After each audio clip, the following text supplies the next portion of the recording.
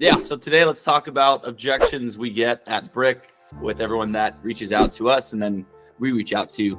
Let's dive in and kind of chat about those. And I'm curious to hear how you overcome them. And then we can dive more into things that we've done at Brick to kind of combat some of that as well.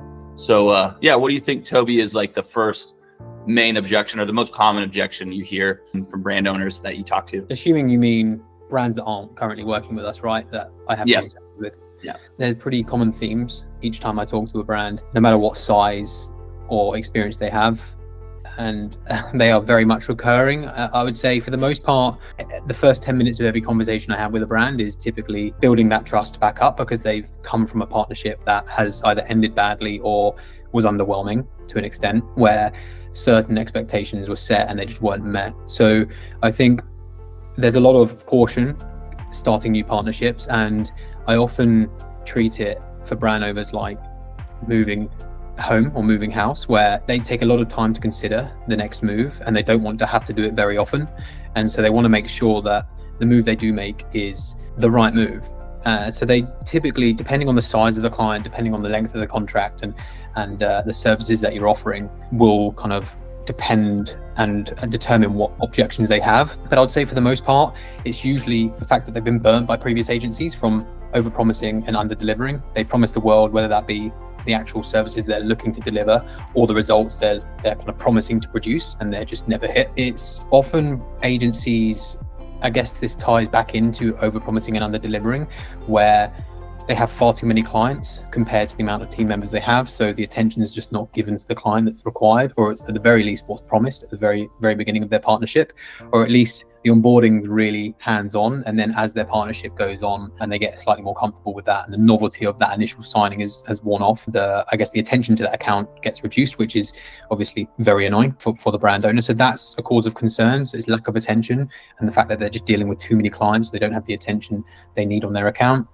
It's the level of talent often as well. So it's handing their account down to junior media buyers, if that is what the service you're offering is, and having some like account manager in between that's just playing Chinese whispers between the people actually pulling the levers within your account and actually speaking to you. So you're having to go through this account manager to actually figure anything out, and they're actually having to kind of relay this information back and forth, which is annoying. So distance between the people managing the account and the brand owners themselves, but also for, I guess, commercial reasons and costings, their agency are typically hiring overseas very cheap talent that isn't what was initially the expectations set with that agency. And also, especially when you have quite complex accounts, quite high spending accounts, is not what they need. They need very good people working on their account. And I think at the same time, so we've got the fact that they've been burned from over promising and under delivering junior talent and just not much time spent on their account.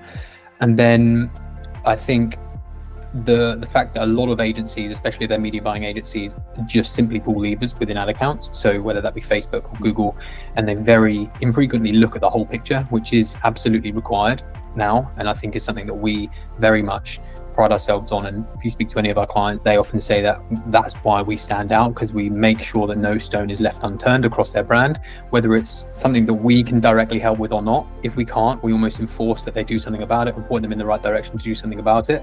And if we can do something about it, whether it's inside the ad account or not, we will, because we know that everything needs to be firing on all cylinders, and it has such a big trickle down effect on the metrics that we're ultimately looking to deliver.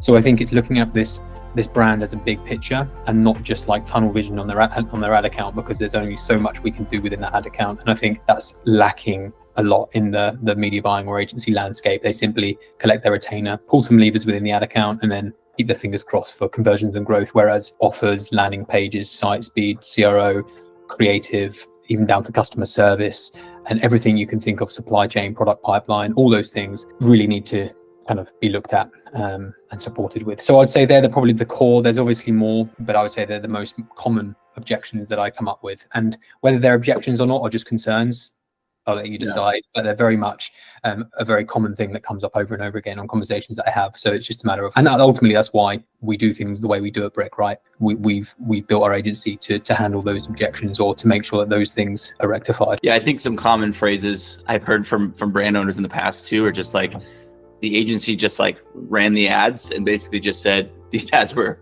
shit, and like don't give them any sort of like feedback on those ads, which like just helps like nothing at all. They're just like, we did our job, we ran what you gave us, but it just was trash. And I think we dive a lot more and look at that product page a bit more too, just descriptions and things. How can we optimize that, which helps as well. Yeah. What about, I guess another one too I've seen is speed to delivery or implement to, and I think that's another issue that I've seen. Again, I think it's like trust, speed, communication, some of those things where you'll hear, and a brand owner might say, we've asked them to run this ad or this sale, and it took them 2 weeks to actually launch this ad. And I feel like we've kind of flipped that on its head and like really tried to implement things almost same day, next day, depending on when they're reaching out to us about something. Of course, last minute isn't ideally, we like to plan things out, but yeah, it's an interesting one too. Yeah, I agree. And then hiding, I think transparency too, we see sometimes too, where you just see people reporting on impressions and not really getting to the nitty gritty of like, what are your actual sales in your Shopify store? What's your bank account looking like? What's your ads delivering you from that spend that they're having? Yeah, I think to strip all of those things back, the first point you made is like lack of feedback, and it comes back to just being a button presser, where very often brands say that I don't think we've ever heard no from our agency, or no, or any feedback in fact at all, or coming to us with the ideas. We're expected to come up with the ideas and they just implement them, which is kind of a bit counterintuitive and not really what you hire an expert for. And I think a lot of our brands, we have to say no quite often if they come to us. We love ideas and we love suggestions, but if we genuinely don't think it's productive towards their end goal, we'll be very honest, and we need to be very proactive with that. But yeah, speed of execution for sure. I think we obviously set expectations from day one that we need a certain amount of time frame, especially when it comes to like media buying and launching ads, especially with some of our clients. Things take time to approve within the ad landscape. It can take longer than expected sometimes. So we need that time. But of course, we're going to do our best to get things turned around as quickly as possible. And we know this landscape is like very nimble and fast moving. We know how to manipulate things for the preceding day or the following day. And we've got to cater to that. Like we've got to treat their business as if it was our own. But again, we've got to set realistic expectations. We can't be launching things every hour. Yeah. And we've got to do things accordingly. And then your point, what was your next point? Trust and transparency, right? Yeah.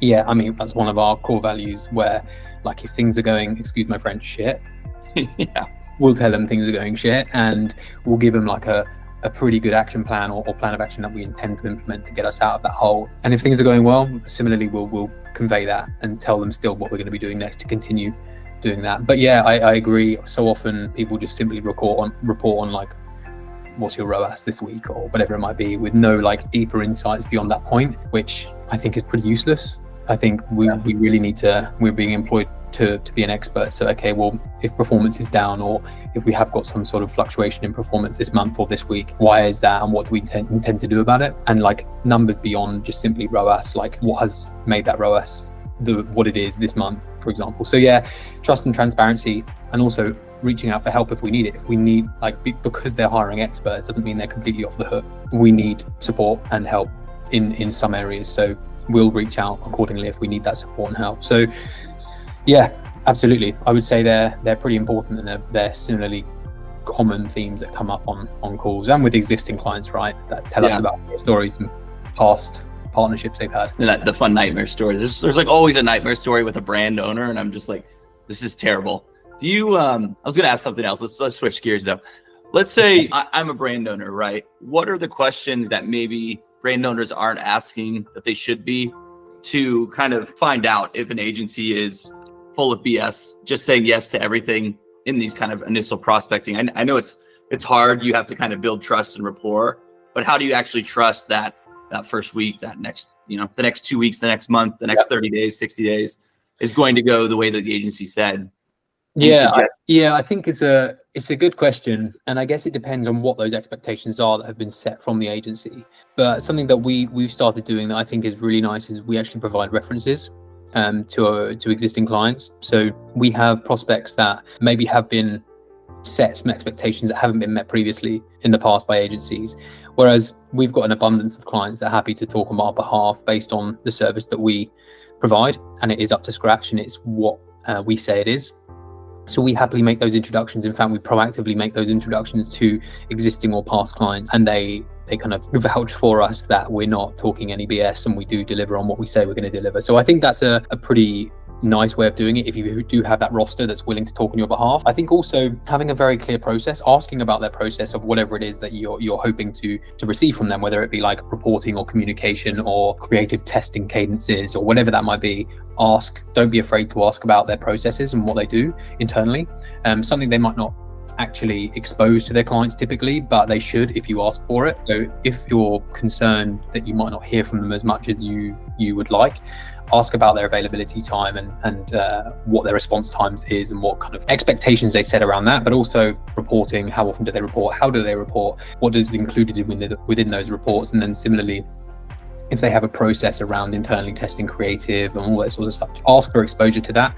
And if they can't give you that sort of stuff, I would say that's an area of concern. Or if they don't have a good enough explanation, I would say it's an area of concern. But I think references are really powerful. Of course, case studies to an extent, but I think case studies are often fluffed up by agencies, and they can skip around areas that maybe they want to skip around and just show the kind of beginning result and the end result. But what we're looking at here is like the day-to-day deliverabilities, service fulfillment.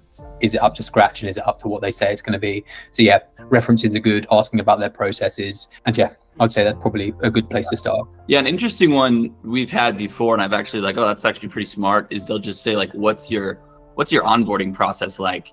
Yep. And again, it's like what you said, it's kind of the process side of like, how do we start working together and what does that look like? And we've had people before they've even signed with us ask us that. I think that's really telling too. Like, do they have that process lined up? What does that look like? Sometimes we also hear, again, like speed to execute. Some people are like, we signed with this agency and their kickoff call is like a month later. Like they can't even meet with us after we've already agreed to work with them. Where we, again, try to move a bit faster. I think that's, again, like how's that onboarding process set up? I mean, yeah, we've been asked for like example reports. And I think a lot of it, again, is built up in that initial prospecting phase of talking to the brand and building up that trust and having a connection with them. Like something that's really important to us is that we do our best to only work with brands that have owners that are very good on a cultural level with us. They fit culturally, because we talk a hell of a lot. So it's important that we get along on that personal level, and there's a lot of mutual trust there. But I appreciate that trust is built over time. You need to build that trust from the very first time you talk with them, build that rapport, understand their problems and their issues, and then hopefully you can provide them. But also I think the key here is, I guess this is more on the agency side, is to be very honest with yourself as an agency, whether you can help them or not. And if you can't, don't even try. Point them in the right direction and provide value where you can, but do your best to understand whether you're able to help them based on what they've told you or not, and then kind of act accordingly. But yeah, speed of execution, again, we've been asked for example reports from like previous clients so they can have a look at that, onboarding, all this sort of stuff. Yeah, but you should have it as an agency, you should have it to hand so you can provide that sort of information. And again, the auditing process as well, depending on what your sales process looks like, your auditing process should be pretty thorough and detailed about like how you would do things and put context to achieving their goals, which does usually build up quite a lot of reassurance as well. Yeah, love it. What do you think, I guess, is a good cadence? And then what are some of those horror stories? I'd love to. Yeah.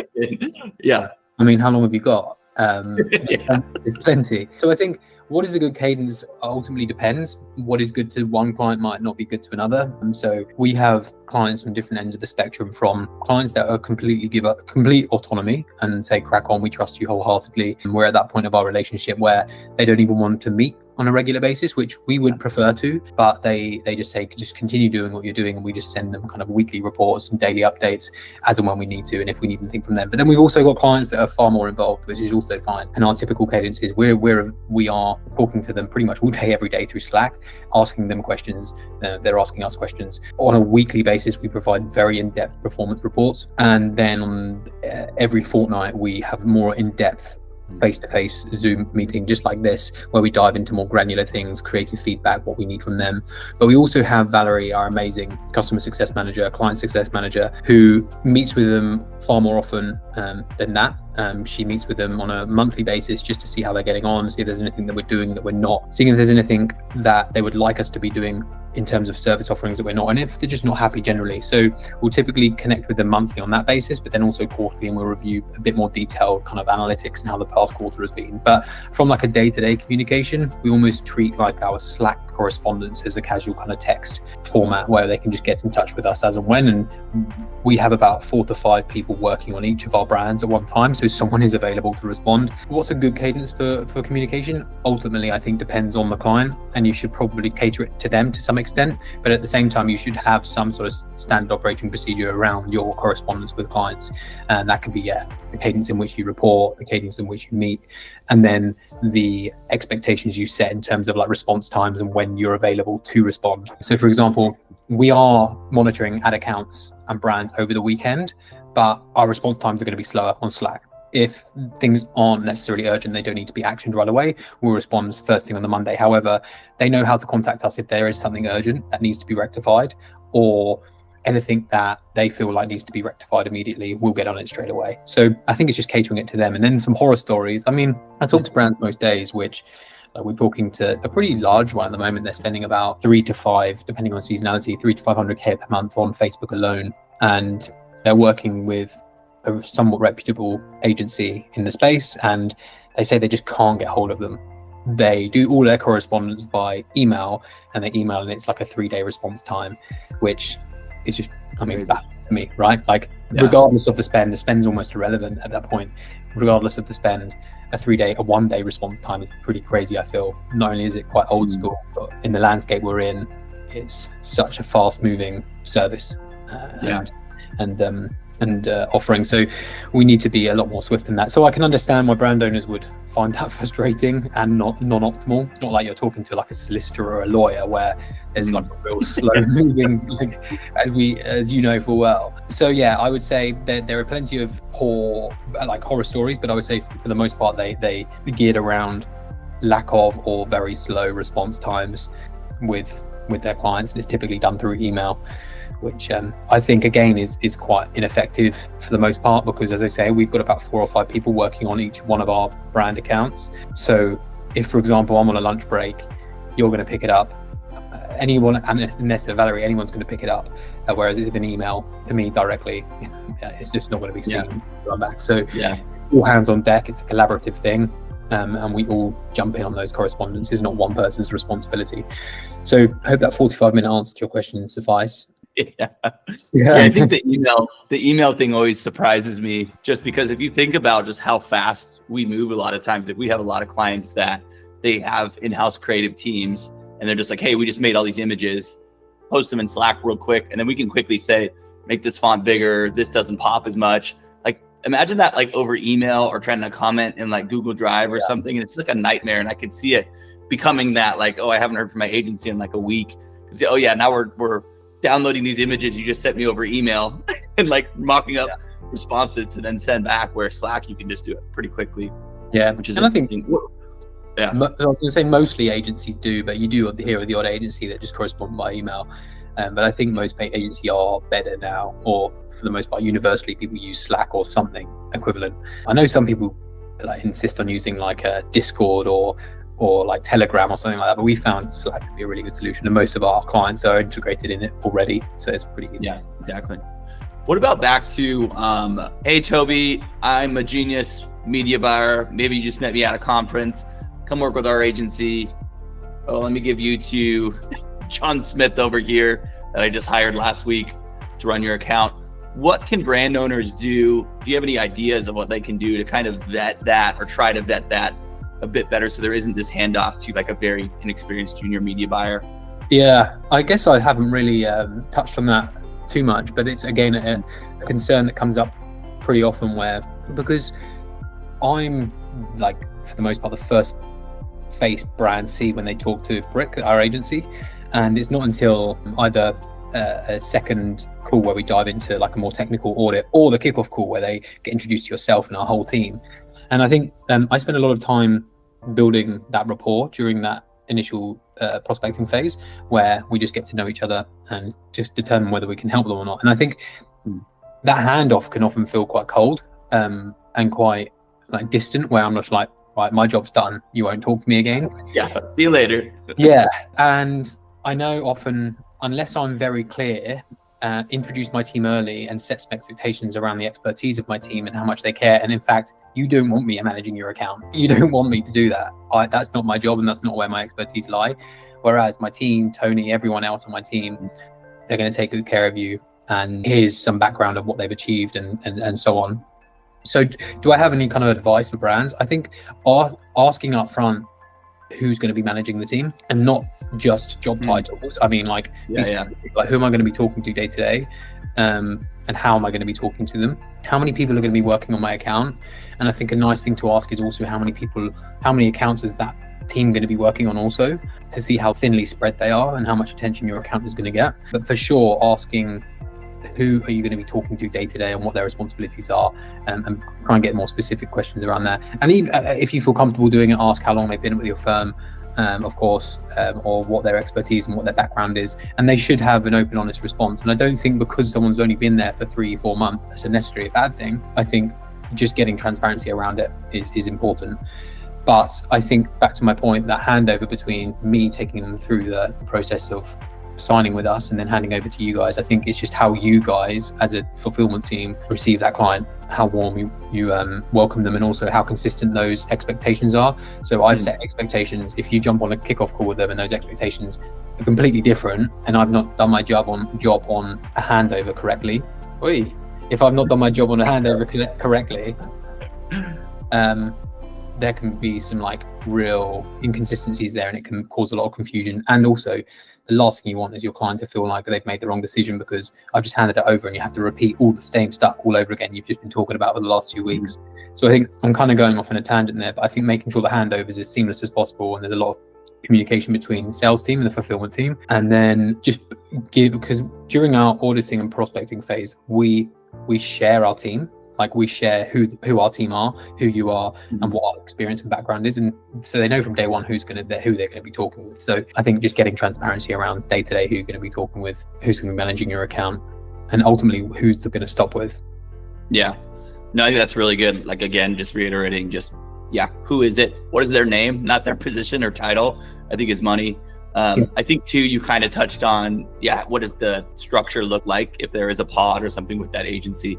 How does that work? And then two, I think a great question, like you said too, is how many clients does this pod or this person that's working on my account, how many other clients are they managing? I think those are really, really good, great questions to kind of dive into and just get clarity on. Because I think too, we often hear, again, horror stories of there's a media buyer running my stuff, but I don't ever even talk to him. I have an account manager, and that person's more of just like, I'll get back to you on that, and then they're reaching out to that media buyer. I think we kind of pride ourselves to some extent on having that media buyer show up on those calls and help write those updates, which I think is just money, because they're like really there to respond and show, here's what I'm seeing, here's what the metrics are, here's kind of where we're going next with the ad account. I think that's huge, instead of trying to get an account manager to kind of manage that and come up with what they think the solution or the answer is on a call, which I know can be frustrating. Yeah.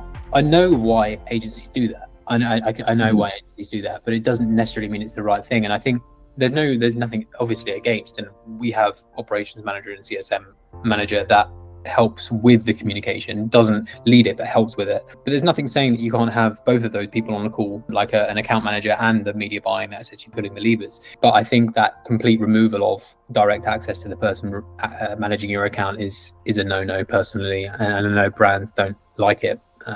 Because you've got, as I say earlier, the Chinese whispers of like, is this actually right? I kind of want to hear it from the horse's mouth. I want to hear what the plan is and what's actually going on within my account. And again, it depends on the brand themselves. Like, as I say, some clients that come to us are very proficient and they know how media buying works, and we don't need to tell them too much. They know the ins and outs. But then some people are very new and they don't want to know about it, so we need to explain it in a very different format to some other clients. So it's up to us to communicate what we're doing and what we intend to do based on the client's appetite to receive that. So any other objections you can think of, or questions, let's say questions that maybe e-com brand owners don't think to ask that they should? I think we've gone through a lot of those indirectly with regards here. I think we've gone through a lot of them indirectly with regards to obviously asking certain questions such as, would you object? Well, I guess you can break these down a little bit, but asking would they object for some introductions to previous clients, or to just have a quick introduction to an existing client or previous client,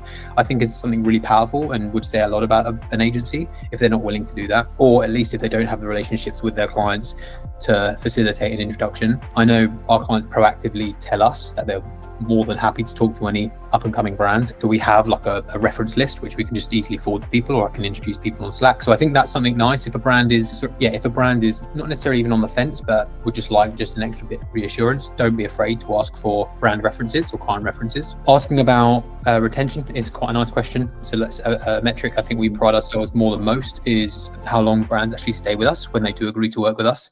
So I think it's not something I'm often asked at all, but I think it's a good indicator of how good an agency is not brands not staying there contractually, but staying there out of choice, and how long that retention is. So asking what an agency's kind of average retention is, and they should know that number, and it should be longer than like the minimum term contract of like 3 months ideally.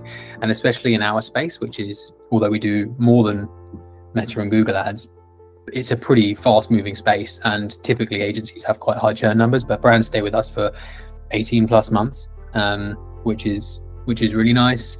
Yeah, how many? A question I get asked quite a lot is how many brands we work with overall. I think that's an interesting one, and I think that comes down to the concern of like we just work with way too many brands at once. If we're working with 150 brands, like what are they in that mix?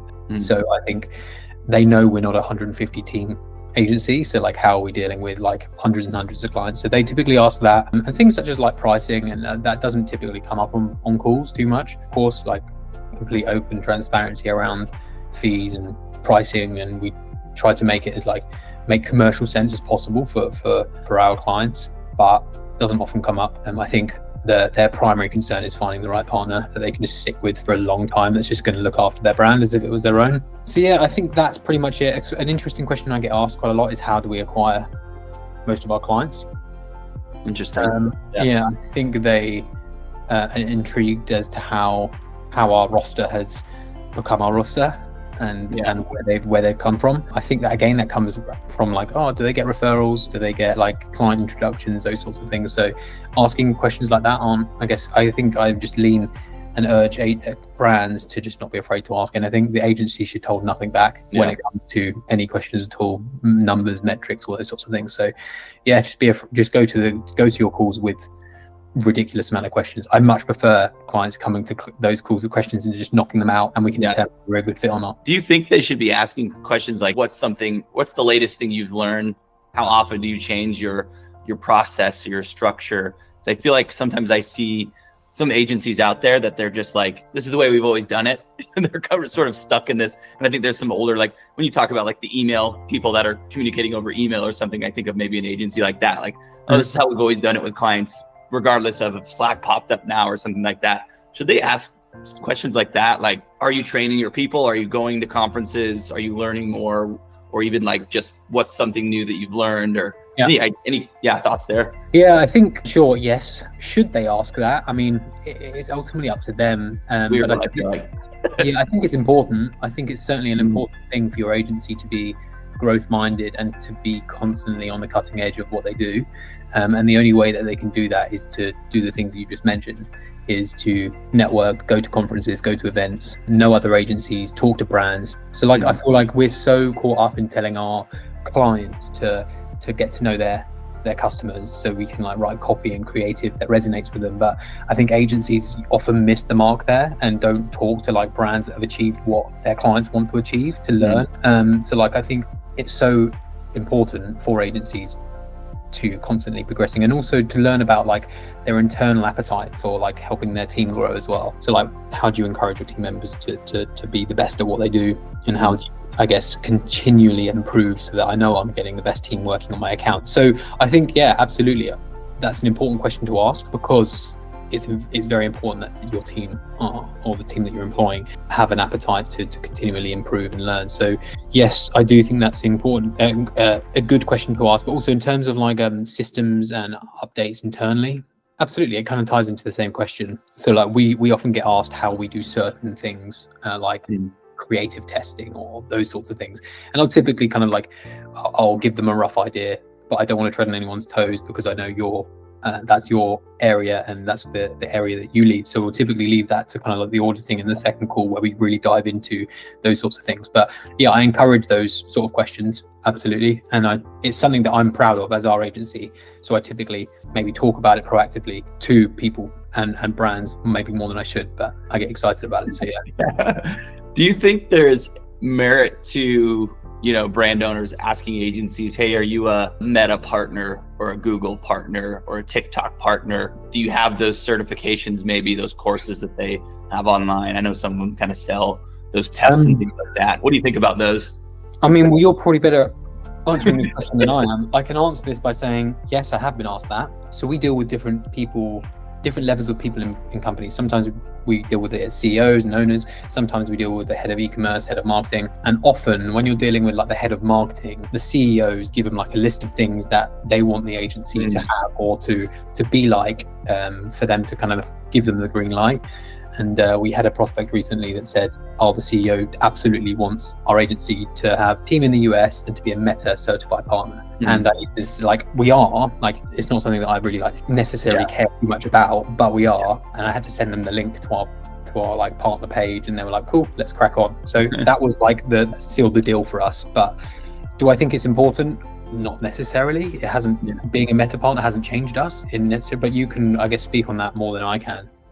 Yeah, I think there's some like, I would say more minor benefits. Like at times we can get support, I believe, a bit faster than your average maybe agency that just hasn't reached that level yet. I think there's a flip side of it too, though, where being a Meta partner or having that badge or having that certification doesn't necessarily mean you're a great agency though either. It could just mean you have a ton of clients, or it could just mean you spent a lot of money, but it doesn't necessarily mean the quality was there either. So I think it's sort of a double-edged sword. Yes, it's sort of a badge that Meta's giving you that's showing you, you've reached a certain level, hitting XYZ targets maybe. But a lot of times that's either like spend or how many ad accounts you have. It's really not performance-based. So I think it's sort of one of those things you have to be cautious of, but it can be good. Like I said, if you have support, your ad account goes down, or you need something really escalated, there's a bug in the ad account, that's really nice. So I think it's nice to look for, but not like, oh, you have a badge, let's go with you, and not ask any other questions, obviously. Yeah, I would say I've maybe asked it less than a handful of times throughout the whole time I've been talking to brands. Talking of support, we're often asked about. So we work with a vast array of different brands in different categories. Some are slightly more edgy than others that might need some more support and that kind of compliance help than others. When someone asks questions around like, do you have like a certain level of support, or can you help us kind of navigate ad policies when it comes to like launching and running ads, what do you typically say to them when they ask that? Yeah, I think that's a good one. I think that's definitely, if you're in an agency, if you're an e-com brand that's sort of in this gray area, there's intimate products, there's names, there's like more alcohol related, more THC related products and industries. I think that you do have to be careful with the agency that you choose, and you have to kind of like, I would say just asking good questions there is just like, have you worked in this industry or an industry like this before? Because there are a lot of, and we have definitely experience there, which is awesome. I've learned a lot of lessons there. There's a lot of compliance things that you need to know about. And if you've had an agency that's done that kind of compliance already, they can help guide you in a lot of ways. Example, like back in the day, I worked Black Rifle Coffee Company. They wanted to put guns in like every freaking ad. We knew all the compliance rules, like you can't point it towards a camera, you can't shoot it, you can have it on your nightstand. So an agency can kind of guide you if they've had this kind of experience before, which is really nice. Even like we've had clients that have had profanity-ish in their brand name and things like that, where then we have to look at logo placements and images and how does it appear on the product, and is that getting cropped so it looks like that word. So yeah, I think there's a lot that brand owners again can ask, like on the experience side of things. Have you worked with brands in this industry before? Even asking what are the policies and getting clear on, do they know, or are they very clear on those policies? Because they do change. I know the THC side of things changed a lot, where it's a bit more open now. Crypto, kind of the same thing. It was really strict before. I think that's opened up a bit more now. NFTs and all that, if they still exist, I'm not sure. But yeah, I think it's really important to ask, have you been in this industry? or even if they haven't, I might not necessarily mind. But if you've been in an industry that's still been in that kind of that gray area, and if so, how do you handle that? What does that look like? Can you reach out to support? And that does come down to that Meta badge or that Google partner. That can definitely help, because they can escalate these kind of things that might get triggered a bit more, because there's algorithms and stuff that do quick scans on images and things, and they might see something, which then you can work with Facebook and Google on getting that clarity to fix it, and work with brands again to move faster, to implement and to scale. So yeah, that's an interesting one. I think feel like we've talked with a lot of brand owners in these areas, and I don't think they've actually asked us enough about that sort of thing, where they're just like, yeah, we sell this product. And sometimes I'll respond to you like, I don't want to really touch it because it's not an industry maybe that I'm familiar with, or it's something that I know is going to have just tons of compliance over it. So things are going to move a lot slower, or we're just not comfortable pushing it. So I think that's another very interesting one, is diving into, has your agency worked in this industry? Have they dealt with compliance in this gray area before? And if so, was it the same industry, similar product, or similar issues that you might have, or was it something kind of related and they kind of can still figure it out and navigate it? Yeah, that's definitely an interesting conversation. Yeah, I agree with you. I don't think we are asked it. We are asked, do we have experience, but nothing like deeper than that. But especially when you've got brands that spend quite a considerable amount on ad creative, and they don't have a full grasp on what the compliance and policies are, where you might have to ditch quite a considerable investment on a piece of creative because it's just not going to get through. And it can just slow down the whole process, right, of launching and testing new things. It can really slow things down. So it's kind of up to us to get up to scratch on those things. And also going forward, to continually track any common themes and what are getting rejected or getting pushed back or getting delayed and those sorts of things. So yeah, and I think there's things that I've learned before, which is really interesting now, where if I was a newer agency or not in that compliance area, gray area, I wouldn't know. Like, there's one thing that I know Facebook does, where if I'm launching 10 ads and a majority of them end up getting restricted, Facebook scans them, the algorithm sees, oh, this has alcohol or this or that.